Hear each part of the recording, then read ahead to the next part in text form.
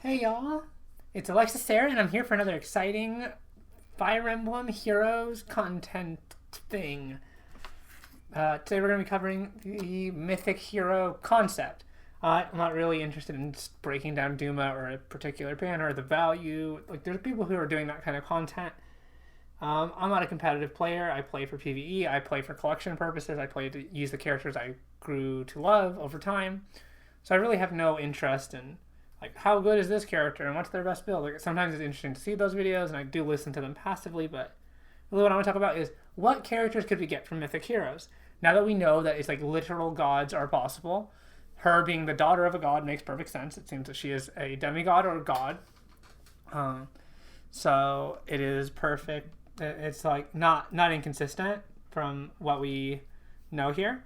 And I have some predictions on what will be the Mythic Heroes that we get this year, and also some general thoughts on who can be Mythic Heroes and the characters that we currently have. This doesn't include anyone from Three Houses, but I will assume that it's very likely that we can get a Mythic Hero from Three Houses during the time that Three Houses launches this year, so long as it does launch this year. We'll see like that character on that month, just because they can, and it'll be an easy way to hype the game on top of like having two banners or something. Just boom, and here's a Mythic Hero too. Here's a way to spend lots of orbs on this concept. So I really like the idea of adding god characters into the game, especially since Fire Emblem's, you fight a lot of these god level foes by the end. So it kind of lets you put a challenge, and them being Aether raids kind of units kind of makes them like fit like a boss role since they have like specific abilities there. And I hope that the rest of them also have specific Aether raids abilities or specific arena like specific mode abilities. I love like story mode ability, stuff like that, where it just kind of like it works in chain challenges or something.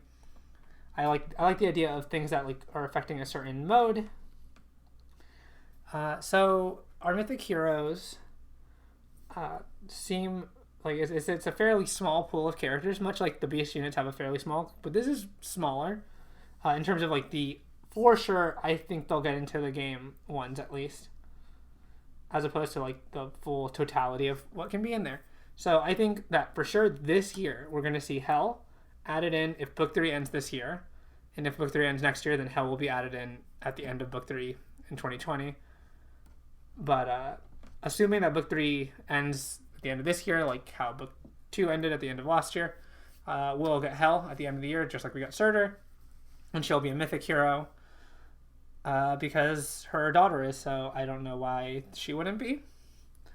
She's a flying axe unit. That'll be interesting to see her in action. I think we'll see the goddess Ashura from Fire Emblem Radiant Dawn. I think we'll see Naga to go with Duma. I mean, not Mila to go with Duma, and Naga just because she's the goddess of awakening, and also like 4 other Fire Emblem, so 7 other Fire Emblem games she exists in all of those universes. So yeah, she's fairly important. I imagine Naga will be a big one who's very strong. Anikos, who is a god like figure from the history of Fire Emblem Fates, and I think those are the locked in ones for this month, for the year. I think we'll get 6 heroes. We'll get alternating months. That's what they said. So we should be getting Legendary Hero next month. Then March we'll get the next Legendary Hero. So and so on and so forth. So we'll not have that many. And in March it'll be Binding Blade banner too. So maybe the Mythic Hero will go with that. And none of those characters I mentioned go with that. So that brings us to like the secondary potential units that might get in. And that is Idun, who is a final boss level character in Binding Blade. Yune from Fire Emblem Radiant Dawn 2. I think that we'll see. I think it's very possible that we see Formotus or Loptor, specifically Loptor Formosus, is included in Leon's animation.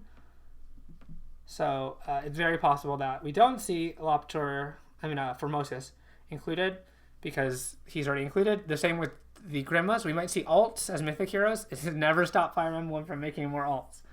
So we might see like flying male Grima mythic hero and armored female Grima mythic heroes has potential additional units to add into that pool. And any of those could be added this year. They might throw us off, but I do think that the safe bets are still Ashurna, Milla, Naga, Anakos, and Hell. But like in addition to Duma, which was this month. But there's even more possibilities. There's pretty much any of the legendary heroes like that you get mentioned in like mythic positions in Sacred Stones or in Blazing Sword. Those 8 heroes and 6 heroes respectively, I think. Any of them could technically be added in as characters. Of course, we don't know the ones from Sacred Stones really well, but we do actually know the names of the ones from Blazing Sword. So who knows if they'll get added in, but we don't really like see them in action much. So I have no idea. There's also like the old wizard type characters that come and join your party, like those last chapter kind of units could be added as mythic heroes. Although, we've seen people with god-like power before as not mythic heroes, such as Leon and Granul and Grimas and stuff like that. So I think you need to be like at full power god mode to be there, which adds some. There are some characters that we know are at like god level power from these games. There's Altena from Fire Emblem Radiant Dawn. She's like a historical figure, and she wielded Arondite and Ragnall.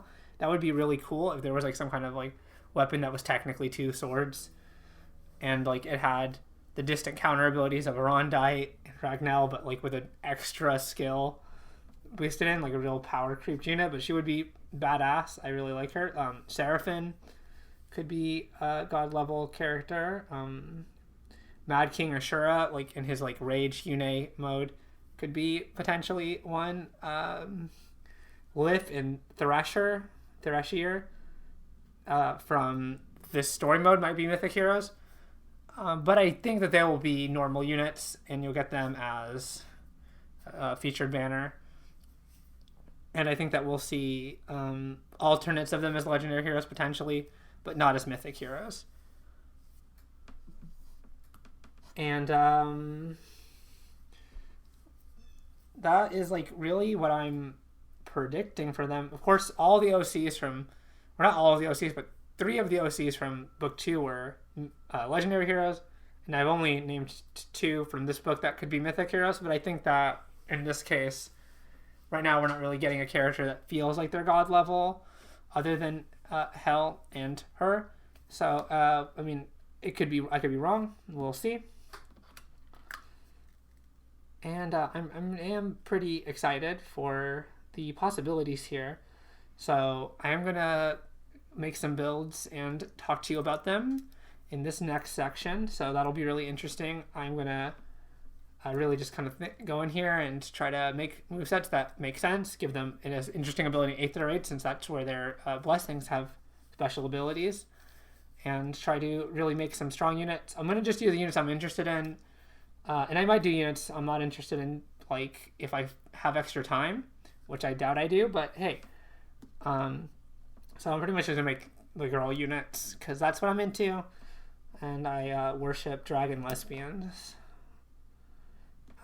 So we'll see what characters end up being added. I'm super interested. I'm pretty sure my bet will be right here, since this is a much more tight pool of characters, and I think that the characters I named are the most popular, most fitting characters.